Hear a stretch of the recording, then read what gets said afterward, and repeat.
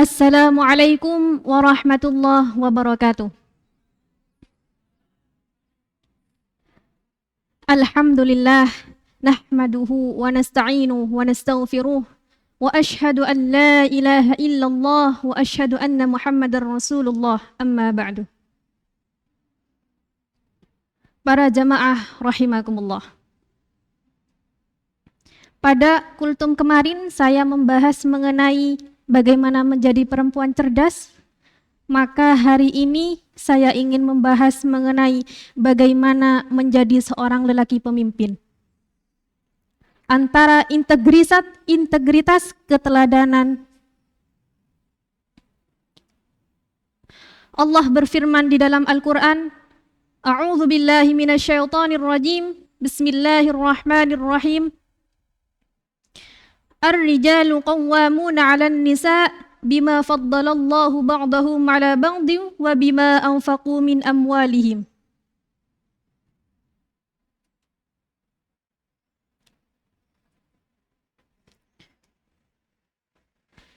Ayat tadi dapat kita pahami bahwasanya Allah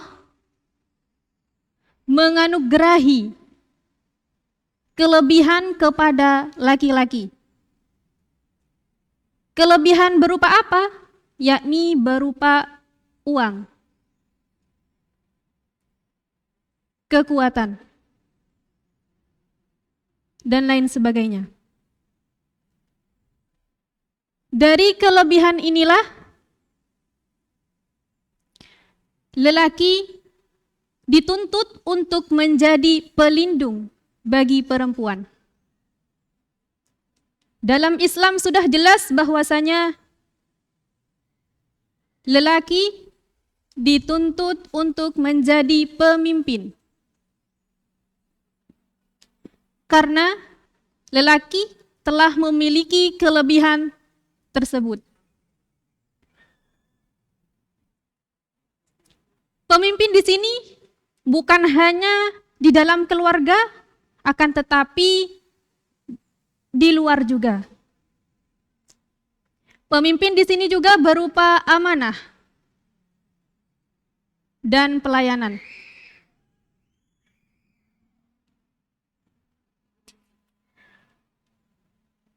Dalam berbagai peradaban, seringkali lelaki dikategorikan dengan para pemimpin.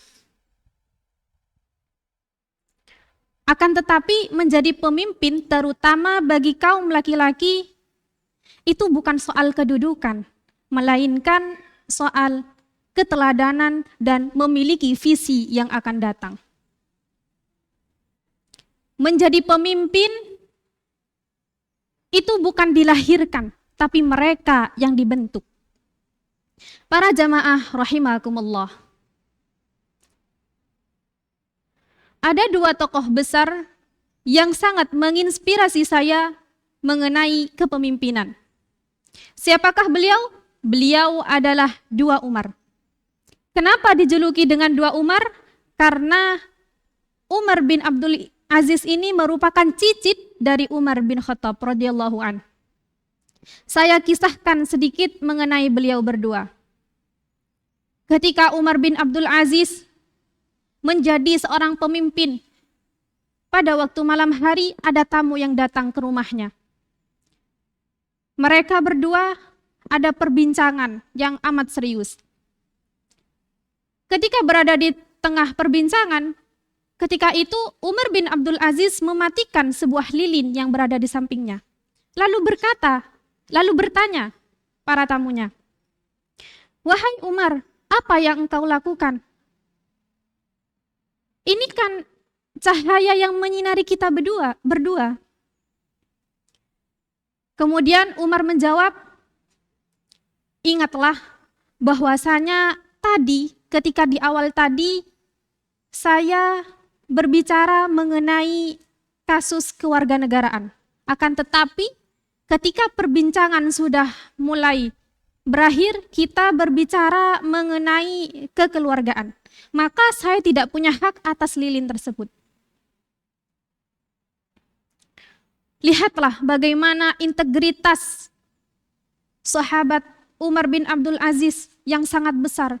Beliau memiliki sifat yang wara', sifat yang adil, dan sifat yang jujur. Menurut beliau, pemimpin adalah amanah yang paling besar yang mana kita harus melaksanakannya dengan penuh kesungguhan. Kemudian cerita mengenai Umar bin Khattab radhiyallahu an. Mungkin kisah beliau sudah sangat masyhur di kalangan kita bahwasanya beliau menjadi pemimpin yang sangat tegas. Akan tetapi ketika di dalam berkeluarga beliau memimpin dengan sangat lembut. Wahai para lelaki, jadilah lelaki yang bangkit walaupun kalian lemah. Jadilah lelaki yang berdiri walaupun dunia runtuh. Sebab di belakang Anda semua ada keluarga yang sangat membutuhkan sesosok peran sebagai seorang pemimpin.